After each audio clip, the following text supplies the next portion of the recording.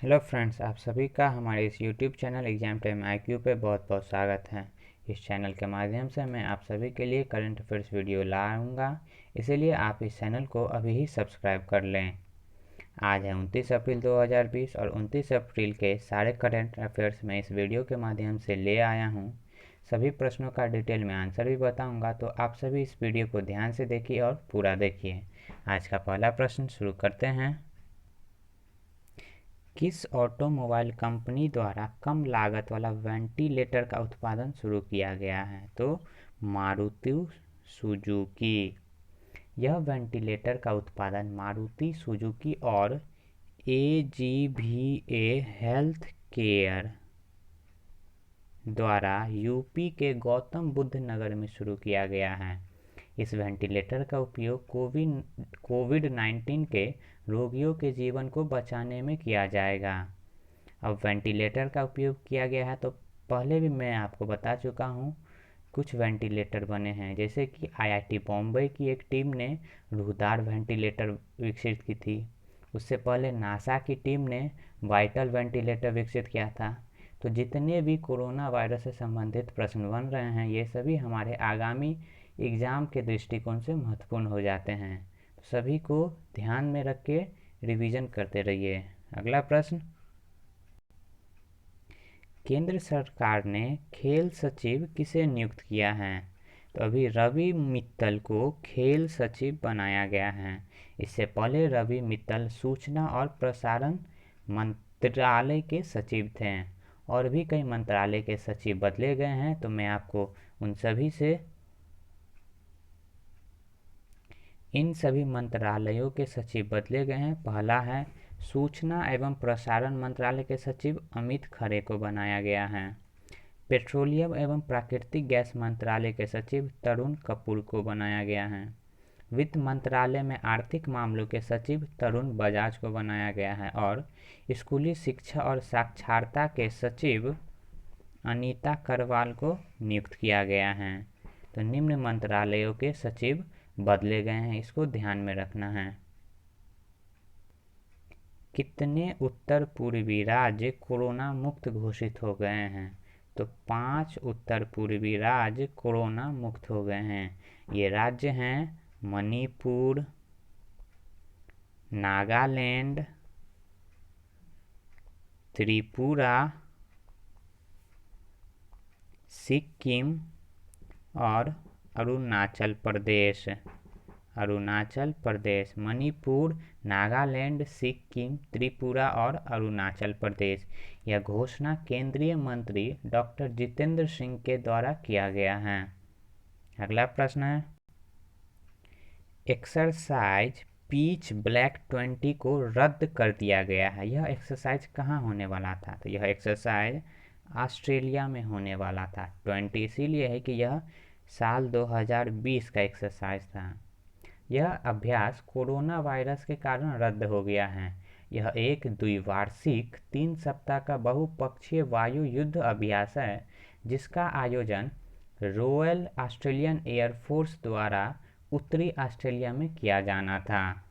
ये corona virus के कारण रद्द कर दिया गया है। अब ऑस्ट्रेलिया में किया जाना था, तो ऑस्ट्रेलिया की कैपिटल है कैनबेरा। ऑस्ट्रेलिया की करेंसी है ऑस्ट्रेलियन डॉलर। और अभी ऑस्ट्रेलिया के प्रधानमंत्री हैं स्कॉट मॉरिसन।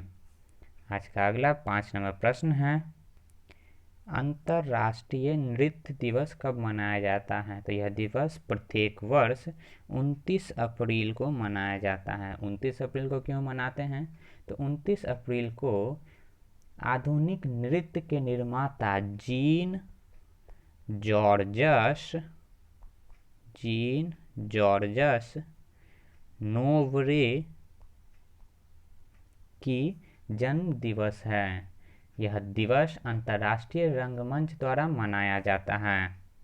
अगला प्रश्न, CSB बैंक के अंशकालिक अध्यक्ष के तौर पर किनका कार्यकाल बढ़ाया गया है? तो अभी माधवन मेनन का यह कार्यकाल बढ़ाया गया है। अंशकालिक का मतलब हुआ पार्ट टाइम। यह बैंक की त्रिशूर में है। इस बैंक का हेडक्वार्टर और इस बैंक की स्थापना हुई थी सन 1920 ईस्वी में। अगला क्वेश्चन, सना मीर ने किस खेल से संन्यास ले लिया है?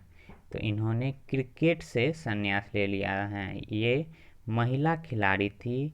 ये क्रिकेट में पाकिस्तान का प्रतिनिधित्व करती थी। अगला प्रश्न,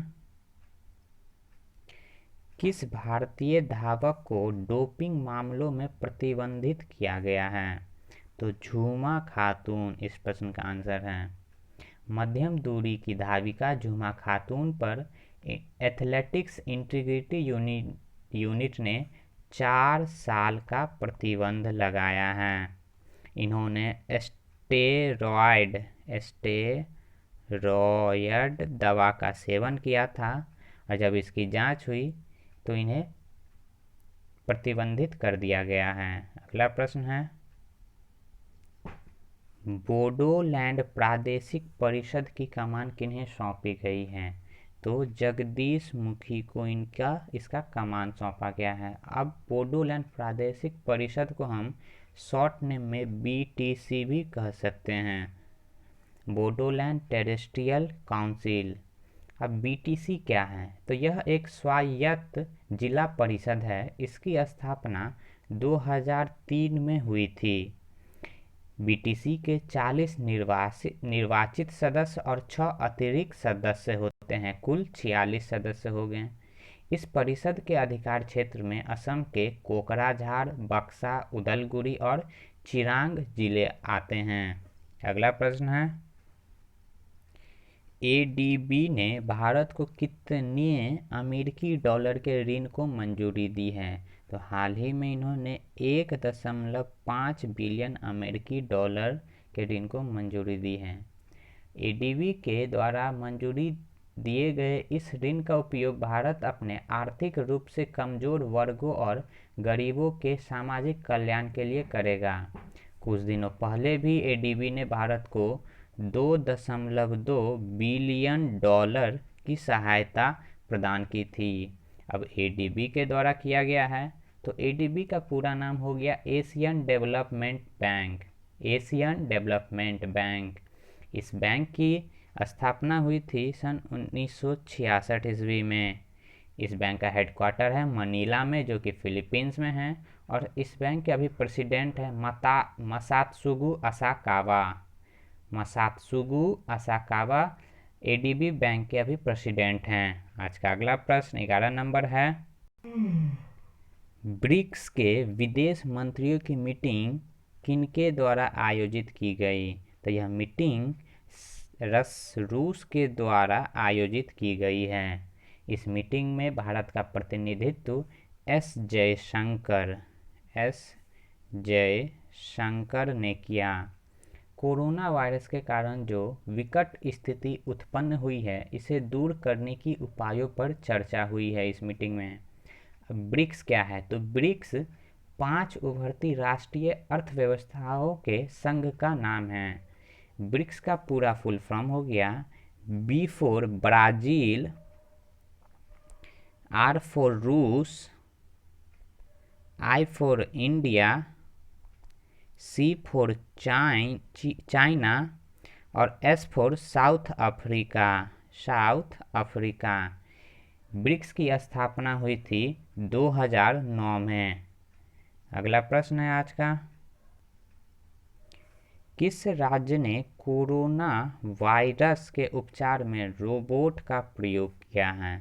तो केरल ने कोरोना वायरस के उपचार में रोबोट का प्रयोग किया है।